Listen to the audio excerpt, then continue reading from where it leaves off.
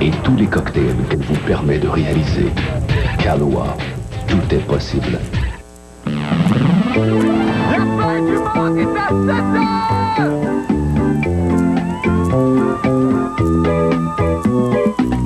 La fin du monde est à 7 heures, annonçait le téléviseur. La fin du monde est à 7 heures. Avant d'aller voir les amis, il faudra leur téléphoner. Il y a un temps pour chaque chose, la vie à lui, ce n'est pas rose. La fin du monde est à 7 heures. Nous sommes 3 heures après la fin du Le ciel monde. s'est enfin mis d'accord, éliminons de l'univers la race humaine par la mort. La parole est à Jupiter, envoyons donc un météore sur cette engeance que j'aborde, sauf sur Gertrude que j'adore. Lundi 4 octobre 1999, les cheveux de contact jetables arrivent au Québec. Jamais je ne dépenserai 800 $ pour une de ces prothèses. Donnez-moi un bout de masking tape, quelques poils de chien et whoop-de-lay, Sonia Ménestra. Et le taux de natalité au Québec a baissé de 25% dans les derniers 10 ans. Allez les gars, André Montmorency, Michel Tremblay, Yves Jacques, forcez-vous un peu, on va vous trouver des petites mères. Ah, bonne fin du monde et bon début de semaine, mesdames et messieurs. Tout d'abord, des nouvelles de moi. Eh bien, bienvenue ce soir à mon spécial. Il a neigé sur Sherbrooke. Bon, évidemment, j'ai toujours pas retrouvé mon Oui, bah oui, vous avez dû voir ça aujourd'hui. Il a neigé sur Sherbrooke. Et c'est là qu'on voit comment la fin du monde peut réagir sur un scène et survirer de même quand l'actualité l'exige. Et dire qu'aujourd'hui, c'est dommage parce qu'aujourd'hui, j'allais vous présenter en primeur les images de mon nouveau quiz des chiffres et des nains, un concept vraiment haletant, frénétique, acheté en France, qui aurait enthousiasmé, j'en suis certain, toute la famille, autant que le fiche à 10 sur ces ondes même, ici même, Presse Citron, ou Squeeze la banane, ou Étrangle la papaye, je me souviens plus très bien. Mais là, j'avoue que je suis un peu titillé. Est-ce qu'on a le temps quand même de présenter un petit extrait de mon nouveau quiz des chiffres? On a commande, Marco, on a le temps. Oh, ben, je le fais! C'est trop le fun! Mesdames et messieurs, des chiffres et des nains. Un court extrait. Nous sommes de retour à des chiffres et des nains. Nous accueillons maintenant notre deuxième concurrent de la soirée qui nous vient de la jolie région de Villefranche-sur-Mer. De Toulon, pardon, et qui se nomme Monsieur Bruno Blanchenois, c'est bien ça? C'est exact. Vous êtes agronome, Monsieur Blanchenois? C'est exact. On enchaîne avec le premier jeu. Chiffre. Chiffre, le 6. Chiffre. Chiffre, le 12. Nain. Nain, Paul Cagelet. Chiffre. Le chiffre, le 25. Chiffre. Chiffre toujours le 2. Chiffre. Chiffre, le 33. Nain. Nain, Hervé Vichez. Nain. Nain toujours, Toulouse-Lautrec. Chiffre. Chiffre, le 7. Chiffre. Chiffre toujours, le 11. Nain. Nain, Éric Lapointe. Et pour terminer, chiffre. Chiffre le dernier, le 10. Temps de réflexion.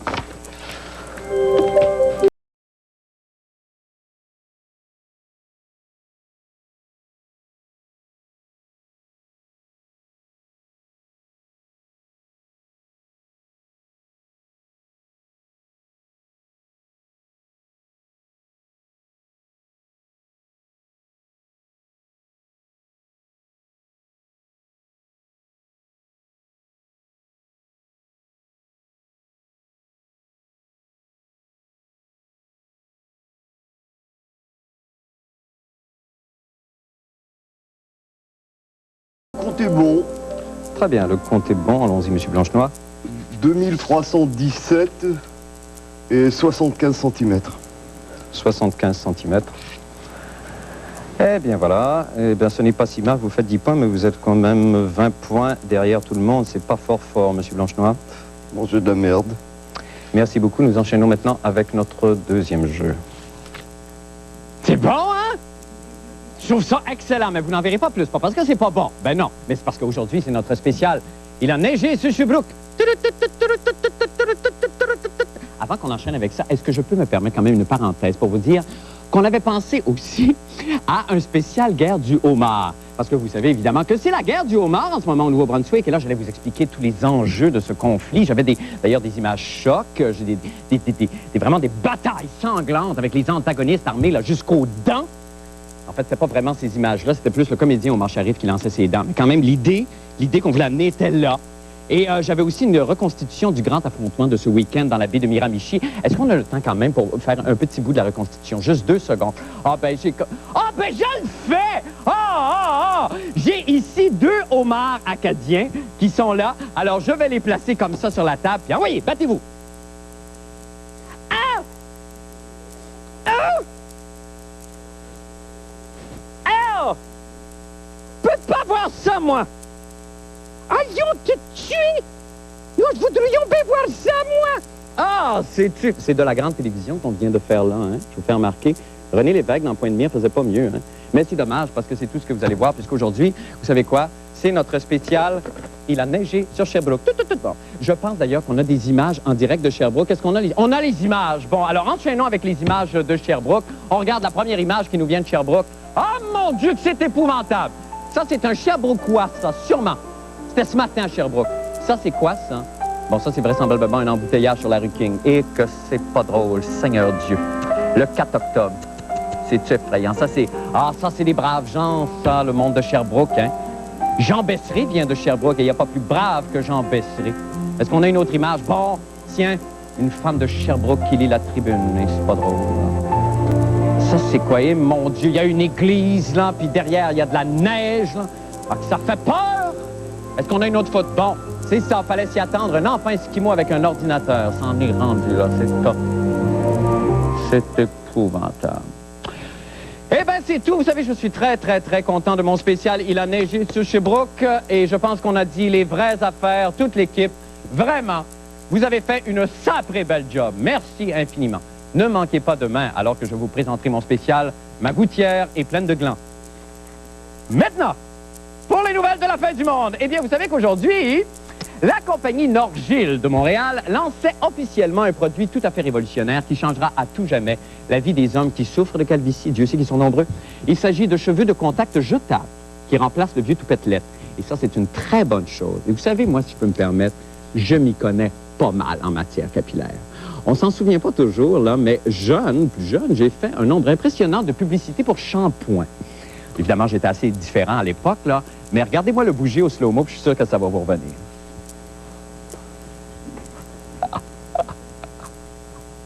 Non? Regardez encore. Ça fait 2.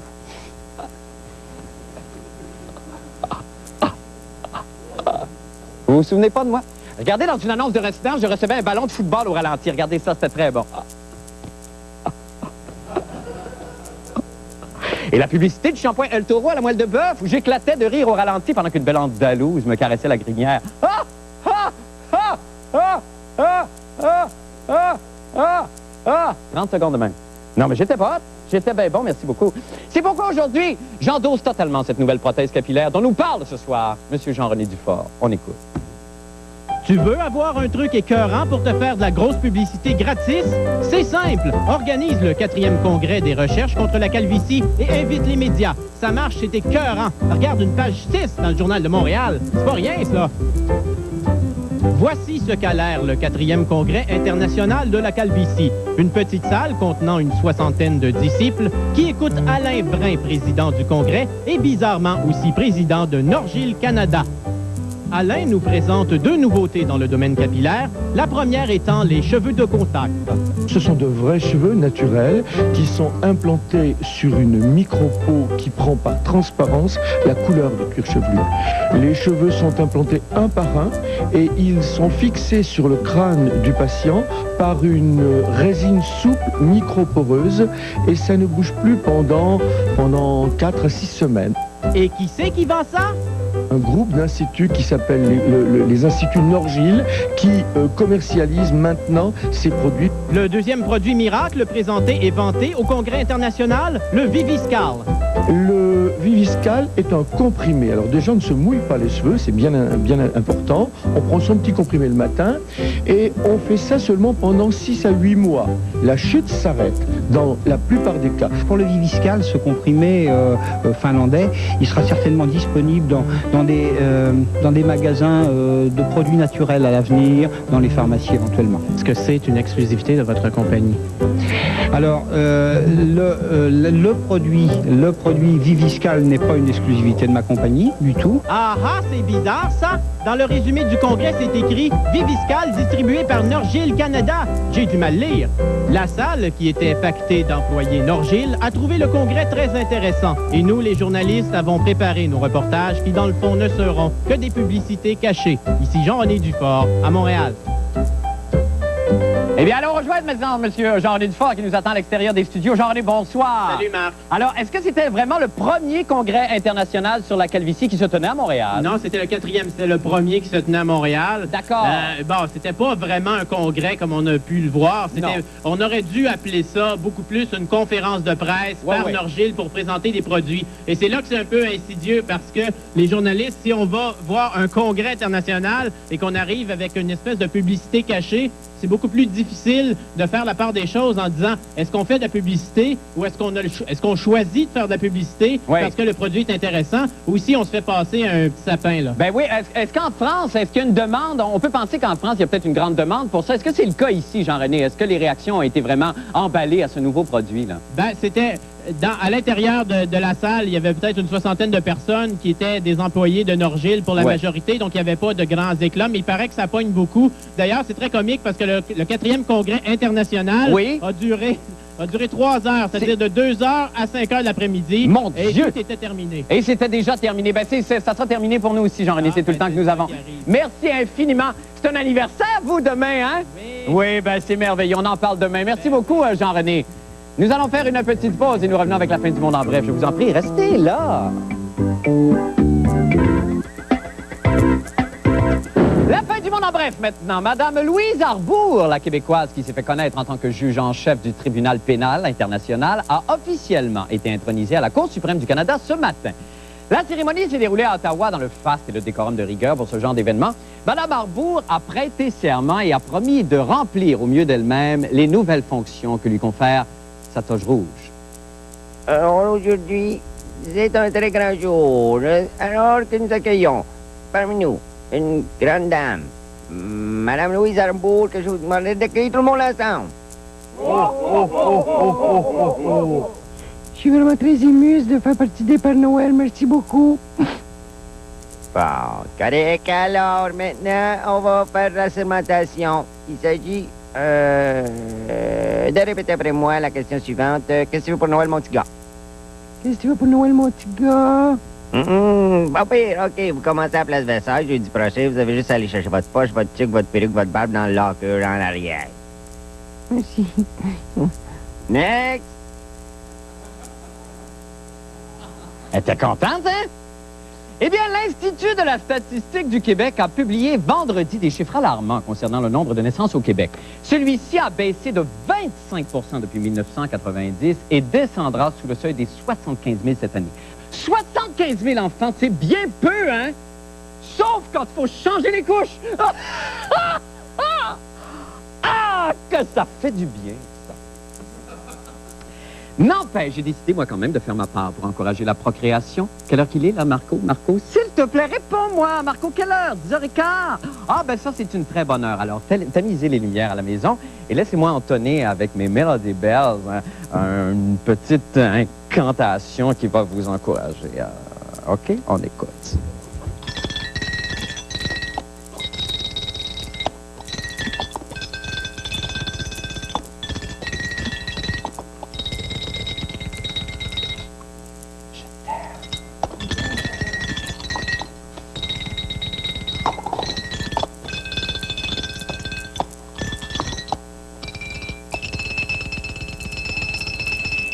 Moi non plus. Bon, ça va faire. D'autres moyens de faire monter la natalité avec Mme Isabelle Maréchal, on écoute.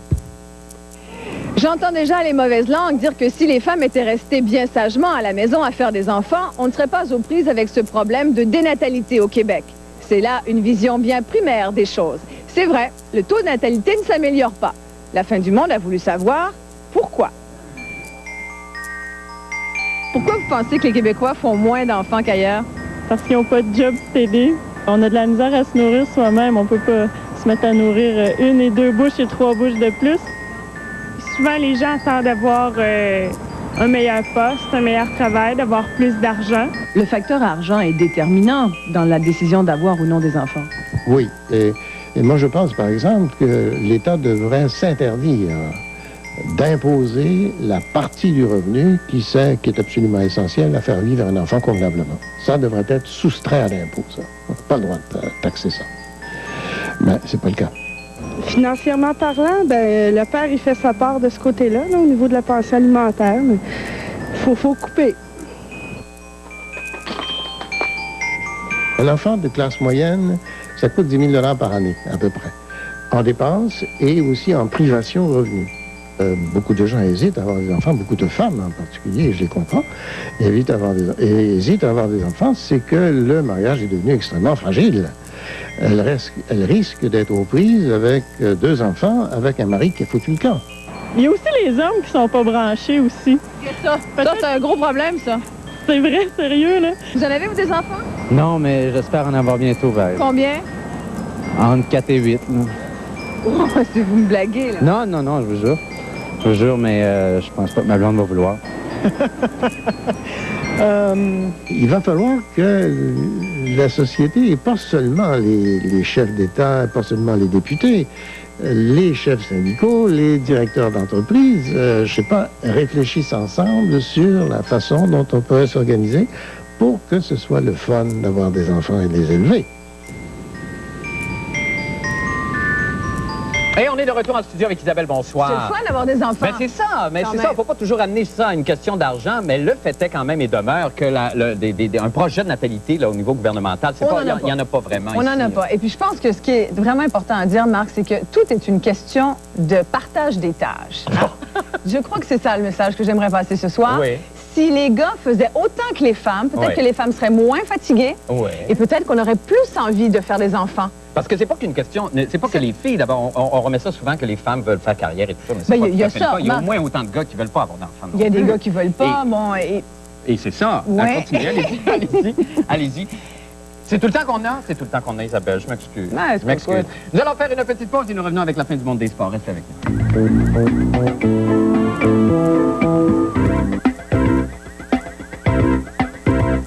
Parlons maintenant sport avec M. Pauloud.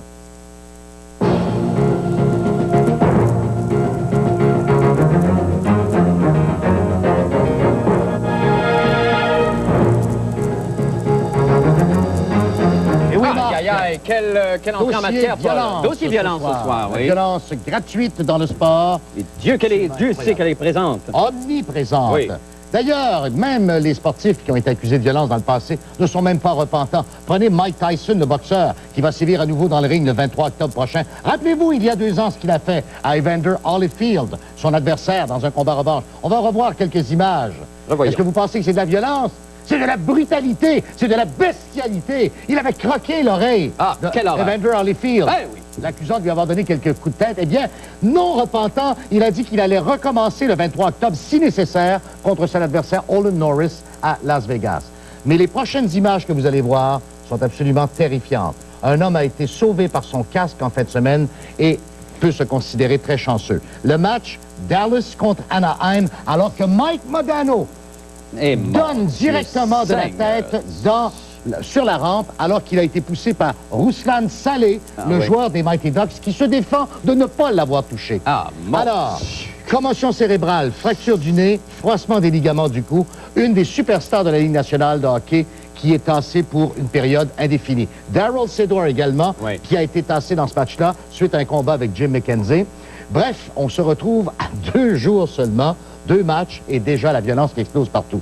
Et ça, il y a personne qui corrige ça. Je dis, il me semble qu'ils en parlent à chaque début d'année. Évidemment que là, il va y avoir des sanctions sans doute qui vont être prises, puisque le ruban du match a été envoyé à la Ligue nationale. Et ce même Salé avait été suspendu 5 matchs l'année dernière pour avoir blessé Daniel Brière des Coyotes de Phoenix. Bon. Mais si on s'arrêtait seulement à ça, la semaine dernière, c'était la Coupe Ryder de golf, alors que les épouses des golfeurs européens se sont fait cracher dessus à Brookline, dans le Massachusetts, par une foule houleuse, hostile.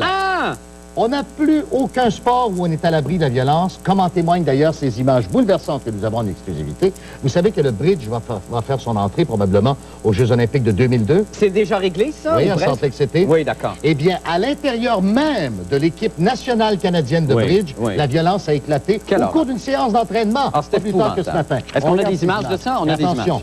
Attention, regardez. Ah, oui, vous voyez, ça, c'est l'équipe oui, c'est l'équipe, je l'avais reconnue, oui. Ah? Ah oui, c'est la même équipe. Regardez bien. Regardez bien ça.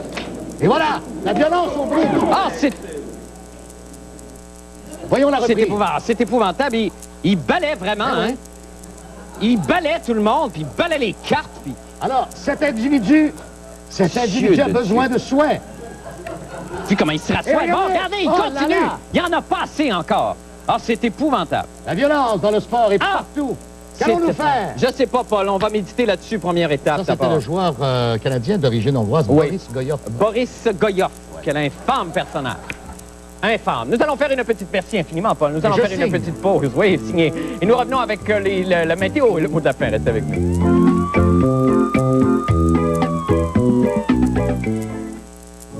Ce magasin-là, c'est riche. Là. Avant ça, je vais aller à l'autre, puis je trouvais jamais rien. Moi, j'aime ça, tu comprends, quand il y a du choix, quand il y a de la variété, quand c'est riche, jaune, là, comme Rona l'entrepôt. Tu sais que t'apprends beaucoup dans ces places-là. Hein? Moi, justement, pas l'année dernière, j'ai fait une allée par fin de semaine. 52 allées. C'est riche. Ah non, moi, Rona l'entrepôt, là, le jaune, là, j'ai fait le tour, puis c'est riche. Dirigeant d'entreprise, vous êtes reconnu comme innovateur et leader dans votre secteur d'activité. Vous voulez faire connaître l'essor important que connaît votre entreprise? Renseignez-vous. Les capsules signées Québec sont toutes désignées. Pour plus d'informations, contactez le service des ventes de TQS au 624-2222. Inglis s'associe à Meubles Napper pour vous faire profiter du solde des manufacturiers. Nous payons pour vous la TPS sur toute la marchandise. Achetez l'ensemble de 4 appareils électroménagers Inglis au prix incroyable de 1 999 $ et procurez-vous le lave-vaisselle pour seulement 99 $. Rien à payer avant mars 2000. Décidément, seul Napper peut le faire à 20 minutes des ponts à Sainte-Marie-de-Beauce. Profitez de l'avance! Meubles Napper! Sophie? J'ai besoin d'aide. Sophie, t'es-tu correcte? Ce vendredi 19h30, enquête sur les circonstances entourant la mort d'une jeune automobiliste. Coroner, ce vendredi 19h30. Grand dossier TQS. Vous avez vu ces reportages surprenants. On voit la fébrilité. Émouvant, choquant même. Mais On en a 700 pour vous. attendez de voir la suite. Les dossiers TQS, c'est le 18 octobre au Grand Journal. On vous souhaite la bienvenue au Fils à Papa. Tous vos artistes préférés viennent y faire leur tour à chaque matin. Retrouvez-les en compagnie de Jean-Marie Lapointe et Éric Rémy. Prenez votre café avec les Fils à Papa, du lundi au vendredi, 9h, à TQS. Eh bien, c'est le moment maintenant de jeter un coup d'œil au temps qu'il fera avec les météorologues amateurs de la semaine, les danseurs ivoiriens de la compagnie Tchétché. Bonsoir à vous tous et toutes. Ah, vous toutes. Comment ça va? Très bien. Alors, je parle à Béatrice Niapakombe et Mina Roseline Kipré, c'est ça? Ben, c'est ça, bel l'air d'être ça. Alors, écoutez, on vous écoute pour la météo. Est-ce que vous m'entendez bien? Ça n'a pas l'air. Très bien. OK, d'accord. Alors, on vous écoute avec la météo, mesdames. Comme ça, mer sur les nuages. Oui. Il fera 12 degrés. D'accord. Maximum, minimum 3 degrés. OK. C'est ça, parce que ça vient avec la danse. Là, vous dansez du zagobli, c'est ça? Oui, le zagobli, c'est comme ça. Et 1. C'est-tu beau à voir aller? On va vous revoir demain toute la semaine, mesdames. Ah, le fun est pogné. Merci beaucoup, hein? Merci. Merci. Bye. À demain. Génial. Surveillez la chronique de la fin du monde dans le cahier Week-end du Journal de Montréal et du Journal de Québec. Et lisez demain dans le Journal de Montréal, la section informatique.